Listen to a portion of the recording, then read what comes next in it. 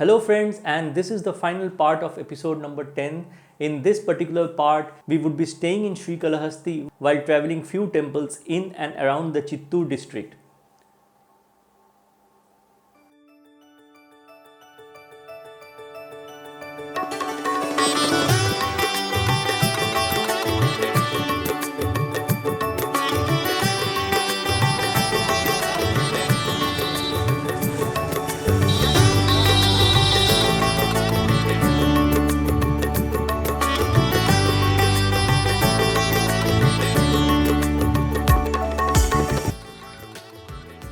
On day 43, we stayed in Shrikalahasti and visited few temples in Chittoor district.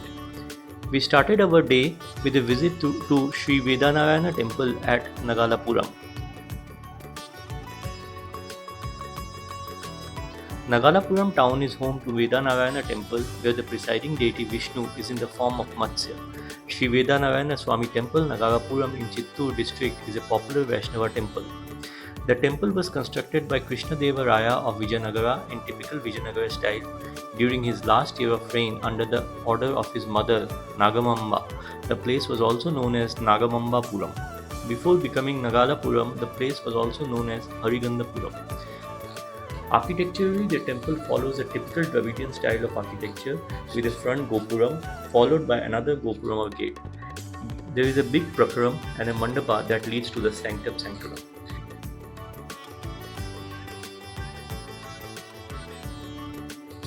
According to legend, Lord Vishnu in his first incarnation as fish or Matsya Avatara, the first incarnation of the Shivatara who saved 4 Vedas from Somakundu and returned to Brahma, he waged a relentless war with Somaka, the Asura here to rescue the Vedas. Mahavishnu was said to be in a frozen state due to his stay in underwater for a long period. The half fish and half human idol of Shri Vedanarayana in this temple are said to represent this very Matsya Avatara. Previous to Krishnadeva Raya, this is an ancient stone temple probably built by Cholas or Pallavas. Beautiful sculptures can be seen on the huge pillars in Prakaram surrounding the sanctum. The idol of Mahavishnu here is flanked by Shri Devi and Bhudevi, and the form of Matsya or fish can be seen at its feet. The idol holds Sudarshana Chakra. The presiding deity, Vedanarayana Swamy idol, is facing west. The sanctum sanctorum has Vedanarayana Swamy with his consorts Shri Devi and Bhudevi on either sides. The temple has several subsidiary shrines devoted to Vedavati Thayar, Kodanda Ramaswamy, Lakshmi Varaha Swamy, Venugopala Swamy, Lakshmi Narayan, and Shri Hayagriva. Here, there are also sculptures of Vigneshwara and other gods on the outer wall of the sanctum. There is a Dhwaja Stambha inside the main entrance.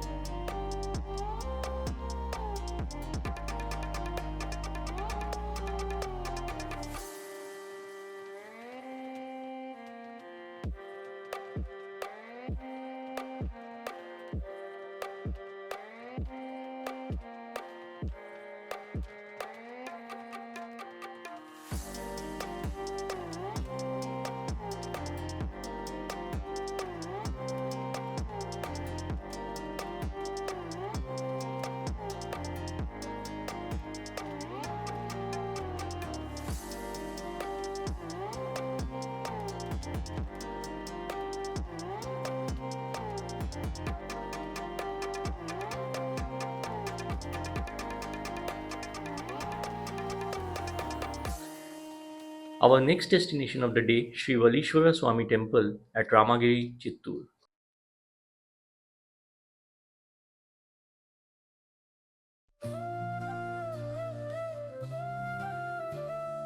Ramagiri village has two main temples. One is Subramanya Swamy temple, which is located on the top of the hill, and the other at the foot of the hill. Subramanya temple at the top of the hill is a new temple built in the year 1969. The temple which is located at the foot of the hills is the Valeeshwara Swamy temple, which has many legends associated with it. Though this is a Shiva temple, the Pradhana Murti primary deity here is Shrikalahasti-Chittoor, also called as Sanatana Prapti Bhairava. The beauty of the temple is defined by its serene location surrounded by hills, the Nandi Tirtham pond in front, and calm and peaceful surroundings all around. Ramagiri Valeeshwara Swamy temple is believed to be built by Pallava king in the 9th century AD. There is a pond near to the temple with full of pure water. The water comes out from the mouth of a Nandi idol. The water here flows for all the days in a year near the Nandi idol. The temple pond, which is situated in front of the temple, is called Nandi Tirtham. There is a small Shiva Linga idol next to the pond. Nandi's front half is seen protruding from the wall of the pond. The water originating somewhere from the hill reaches a small well, and from there it passes and comes through the Nandi's mouth and flows into the pond. Native villagers say that they have never seen this water flow stops since their memory.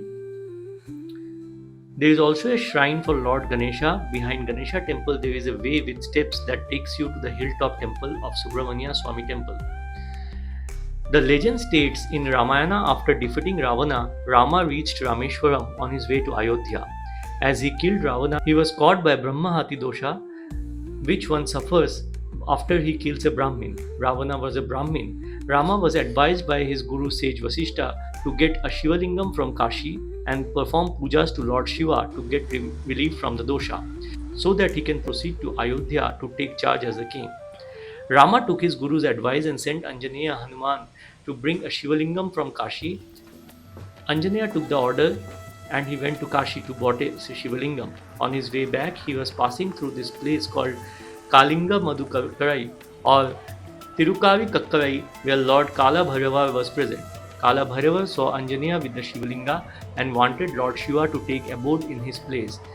He wanted to play a trick for his dream to come true. He requested Lord Surya and Vayu for cooperation. Suddenly stars started shining heavily, emitting high temperature, and dry wind blew all over. Lord Hanuman became thirsty because of this act. He landed up there and saw a boy wandering with cows who was Lord Kala Bhairava in disguise. He inquired the boy for any water source nearby. Lord Kala Bhairava prayed to Mother Ganga and a water pond hit Anjaneya's sight. Anjaneya requested the small boy to hold Shivalingam till he comes back, and as it should not be kept on the ground. The boy agreed, and while Anjaneya was quenching his thirst, the boy told Anjaneya that the Shivlingam was too heavy for him to hold anymore and kept it on the ground and went off. Anjaneya came back and saw the Shivalingam on the ground. He tried lifting but he couldn't. He roped around the Shivalingam with his lengthy tail and tried to pull using all his strength. The Shivalingam tilted a bit but never came off the ground. Anjaneya realized that it is impossible to lift it and started to Kashi again to bring another Shivalingam for Lord Rama. When he started, he felt that atmosphere was normal. Suddenly the heat of sun came down and there was cold breeze. He understood that it was a trick played by someone. Out of anger, he cursed the pond to become a hill. The pond became the hill on which a Murugan temple is situated now. The Shivalingam, which was bought by Lord Anjaneya, is situated at a temple at the foot hill. As Anjaneya bought the Shivlingam here, which was meant for Rama, the place came to be known as Ramagiri. Since Anjaneya tried to pull the Shivalingam with his tail, the Lord here is called Valeeshwara. Architecturally, the temple doesn't follow any fixed architecture with no gopurams, dhwajastambhas and no prakaram. The mandapa here is more like inside a cave in two parts. The first part has Bhairavar as the main deity, and the other part is dedicated to Lord Shiva named as Valeeshwara. The idols of Brahma, Vishnu, Shanmuga, Virabhadra, Durga, Surya, Chandikeshwar, Saptamata, Dakshinamurti, Ayyappa, Anjaneya and Appar are found in the corridor. The idol of the Saint Agastya is found in different posture. His head is covered with a hat like covering. There is an idol of Ganesha named Gajamukha, which is fantastic example of Pallava structural style. The idol of Virabhadra in the sitting posture is a rare idol.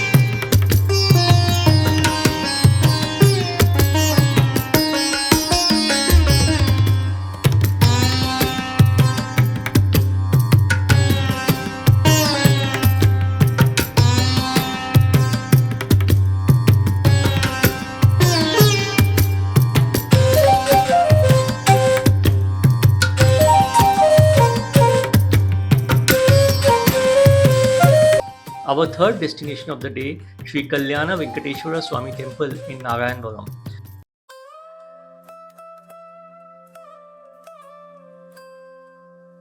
Kalyana Venkateshwara Swamy Temple is a Hindu temple situated at Narayanvaram, a town in Tirupati district of Andhra Pradesh.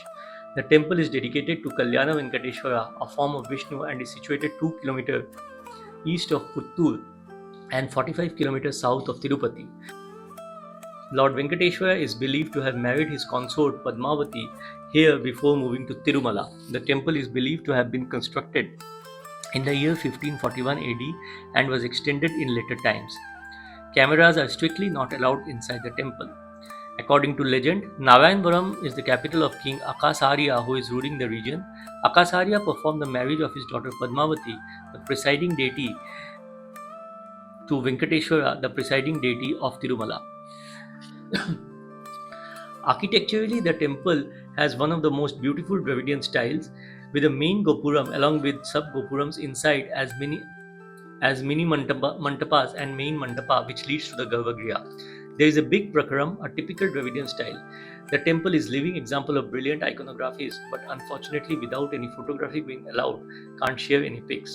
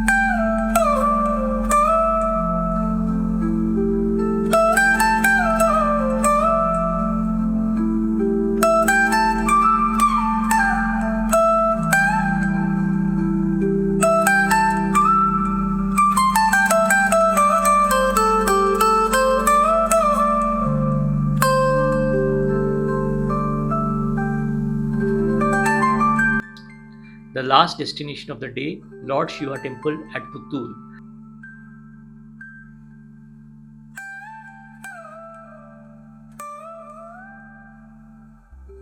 Not much information about the temple, and further when we visited the temple was closed. It is a very ancient temple and one must visit it. The Sadashiveshwara temple in Puttur is an ancient temple dedicated to Lord Shiva. It is a significant religious and spiritual site. For more details, please refer to my write-up in blogger.com, for which I have already shared the link.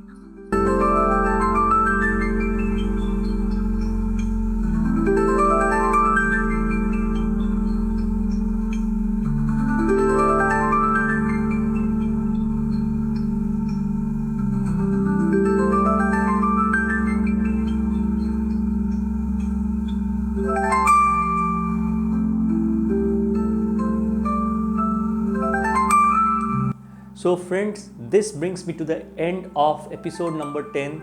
I once again hope that you liked this episode and enjoyed it also. My sincere request would be to do comment on the contents of the video and do let me know how you are liking my videos. Also do let me know whether you want any improvements in my videos or any content which you think is not correct, so that I could correct the things which would allow no wrong information to be passed on to my viewers. I once again thanks you a lot for having the patience to go through my videos, watch them. Do take care of yourself till I release the next episode, and bye.